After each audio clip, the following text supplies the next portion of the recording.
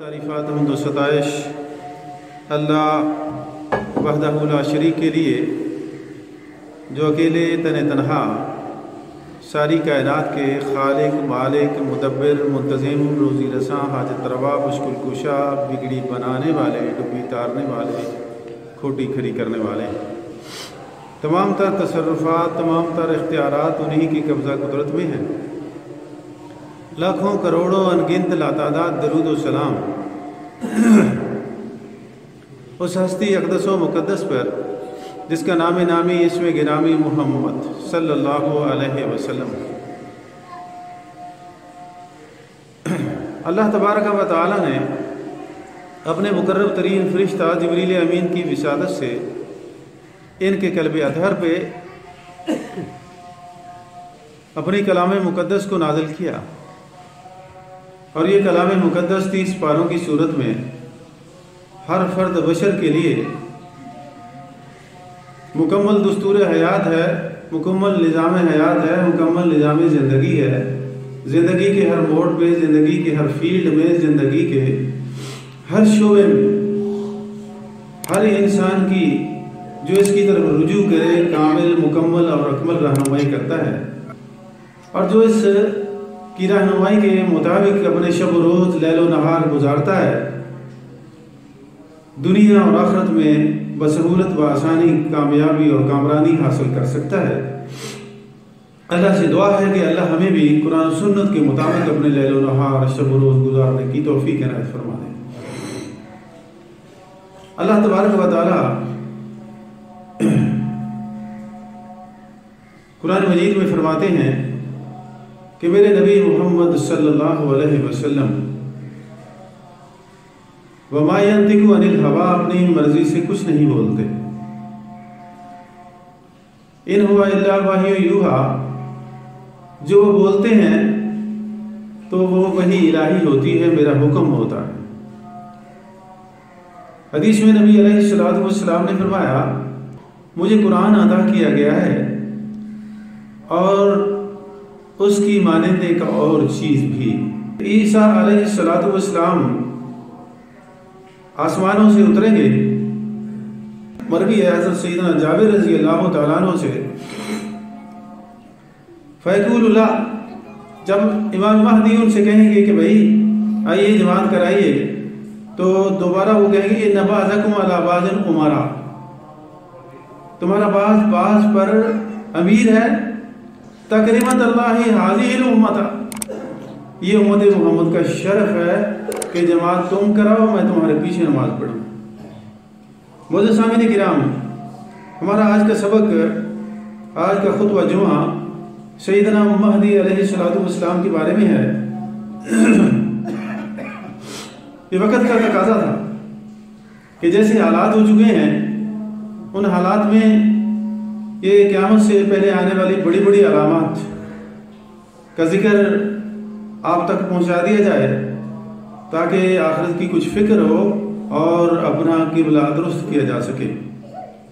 تو سیدنا مہدی علیہ الصلوۃ والسلام کا جب نام سنتے ہیں، ذہن میں آتا ہے، تو بہت سارے سوالات ذہن میں آ جاتے ہیں۔ یہ کون ہے؟ یہ کیا ہے؟ یہ کہاں ہے؟ کہاں سے آئے گا؟ کہاں جائے گا؟ کیا کرے گا؟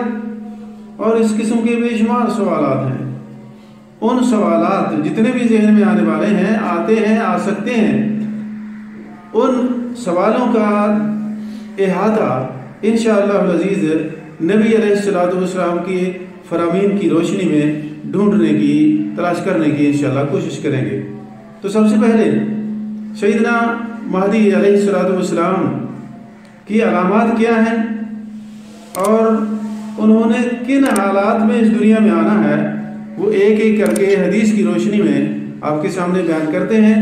سنیں اور اپنے ایمان کو بھی تازہ کریں اور ان کو یاد رکھ کر اپنے قبلہ کو بھی درست کرنے کی کوشش کریں تاکہ ہم سب کا انجام بخیر ہو جائے۔ امام مہدی کے بارے میں حدیث میں جو کچھ آیا ہے، نبی علیہ الصلوۃ والسلام کے فرامین کی روشنی میں، کہ پہلی علامت یہ ہے کہ امام مہدی کا ظہور قریب قیامت ہوگا۔ جب قیامت بالکل قریب آ جائے گی تب مہدی علیہ السلام کا ظہور ہوگا. اور وہ وقت ہوگا دوسری علامت کہ اس وقت ہر طرف ظلم و ستم اور فتنہ فساد کا دور دورہ ہوگا. اور تیسری علامت کہ ان کا نام محمد ہوگا یا احمد ہوگا، جبکہ ان کے باپ کا نام والد محترم کا نام عبداللہ ہوگا.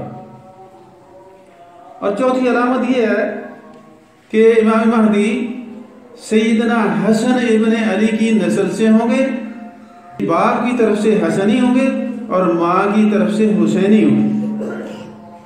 اور 5ویں نمبر پہ اللہ تبارک و تعالی ایک ہی رات میں ان کی اصلاح فرما دیں گے. اصلاح فرمانے کا معنی یہ ہے کہ ان کے اندر بتقاضا بشریت جو کمی کوتاہی ہے اس کو دور کر دیں گے اور ان کے اندر قائدانہ صلاحیتیں ودیت کر دیں گے، ان کے اندر رکھ دیں گے. اور 6 نمبر پہ ان کے دور میں خیر و برکت اتنی ہوگی کہ آپ تصور بھی نہیں کر سکتے. اور 7ویں نمبر پہ ان کی علامت یہ ہے کہ وہ اس دنیا میں کم از کم 5 سال تک اور زیادہ سے زیادہ 9 سال تک رہیں گے. اور 8ویں نمبر پہ وہ بڑے نیکوکار، صالح اور مجاہد حکمران ہوں گے، شریعت اسلامیہ کا احیاء کریں گے اور خلافت اعلی منہاج النبوت قائم کر دیں گے.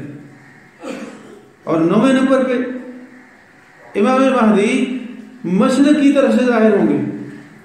مشرق کا معنی یہ ہمارا علاقہ ہے، لیکن کچھ علماء کے اس بات میں اختلاف ہے کہ مشرق سے کیا مراد ہے.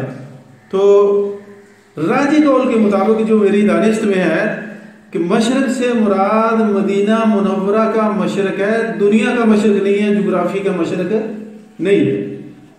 مدینے میں ہی، مدینے کی مشرقی جانب میں ان کی رہائش ہوگی. اللہ اکبر. وہ جس دن ظاہر ہوں گے وہ دن عام دنوں کی نسبت ذرا لمبا بھی ہوگا. اور 11ویں نمبر پہ مدینہ منورہ سے بھاگ جائیں گے، مکہ مکرمہ آ جائیں گے. ان کے بھاگنے کا ایک سبب ہوگا کہ کوئی خلیفہ وقت تھا وہ مر جائے گا، اور اس کے بعد خلیفہ جو بعد میں آنے والا ہے نا اس کے چناؤ میں اختلاف ہوگا. جب اختلاف ہوگا تو فتنہ پھیلے گا. جب فتنہ پھیلے گا تو یہ فتنے سے اپنے آپ کو بچانے کے لیے، اللہ ہم سب کو فتنوں سے محفوظ فرمائے، فتنے سے بچانے کے لیے مدینہ منورہ سے مکہ مکرمہ کی طرف بھاگ جائیں گے، دوڑ جائیں گے. اللہ. اور جب مکہ مکرمہ میں چلے جائیں گے، مکہ مکرمہ میں ایک اور حالت ہوگی کہ مکہ مکرمہ میں جنگ ہو رہی ہوگی. تین انسان ہیں اور تینوں کے باپ بادشاہ تھے اور یہ بھی بادشاہ بننا چاہتے ہیں. تینوں کی ادھر گھمسان کی جنگ ہوگی، یہ اس سے بڑا فتنہ ہے. اور تینوں کا ایک مشن ہوگا کہ خانہ کعبہ کے نیچے جو خزانہ ہے نا میں نے نکالنا ہے، دوسرا کہے گا میں نے نکالنا ہے، تیسرا کہے گا میں نے نکالنا ہے. اور ادھر اتنی خون ریزی ہوگی الامان والحفیظ، پورے علاقے میں خون ریزی ہی خون ریزی. یہ پھیلتی پھیلتی دور جو علاقے ہیں، حج کے علاقے ہیں، میدان عرفات وغیرہ، وہاں تک پھیلتی چلی جائے گی اور امن سکون کا نام تک نہیں رہے گا.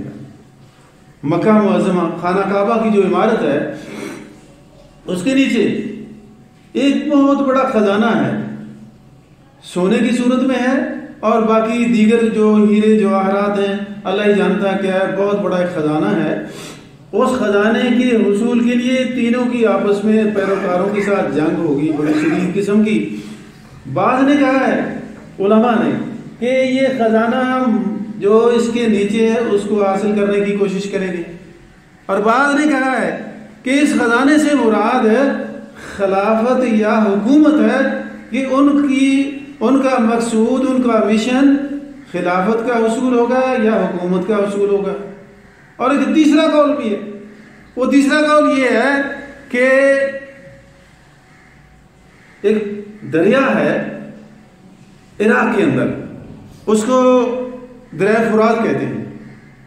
دریائے فرات میں ایک سونے کا پہاڑ نکلے گا قیامت کے قریب۔ بعض علماء نے کہا ہے کہ ان کی جنگ اس پہاڑ جو سونے کا پہاڑ ہے، اتنی دنیا آئے گی وہاں پہ اس کو حاصل کرنے کے لیے، اور ایک دوسرے کو قتل کریں گے، میں تجھے نہیں لینا دیتا، میں تجھے نہیں۔